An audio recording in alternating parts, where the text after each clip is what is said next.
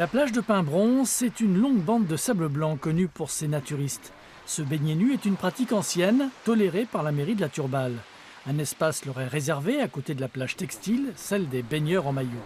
L'endroit est sauvage, c'est un site remarquable qui s'est formé il y a 20 000 ans. Pimbron était une île et au fil de l'évolution de la fin de glaciation, il s'est créé, comme il s'est créé à la Baule, il s'est créé ici un tombolo qui est en fait une dune de sable qui est appelée la falaise. Face au Croisic, la dune s'étale sur plusieurs kilomètres jusqu'au port de la Turballe. D'un côté, l'océan avec ses plages de sable fin, de l'autre, le trait du Croisic avec ses conchyliculteurs et ses marais salants. La production de sel a commencé à l'époque des Romains et s'est développée au Moyen-Âge. Le sel était stocké sur Pimbron et pour faciliter son transport, une digue a été construite au bout de la dune face au port du Croisic. Il fallait éviter que le sable vienne trop embêter les marais.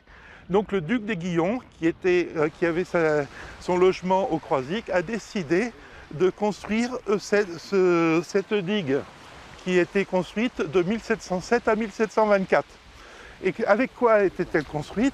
Eh bien, elle était construite avec le lest des bateaux de l'époque, c'est-à-dire quand ils arrivaient à vide, ils étaient chargés avec un ballast qui à l'époque était du sable ou des cailloux, et ils repartaient à plein. Pimbron, c'est aussi une longue histoire d'enfants malades atteints de tuberculose ou de rachitisme qui venaient se soigner dans un sanatorium. En témoigne ce cimetière d'enfants créé au début du XXe siècle, situé sur la dune, non loin de l'ancien centre héliomarin, propriété des œuvres de Pimbron.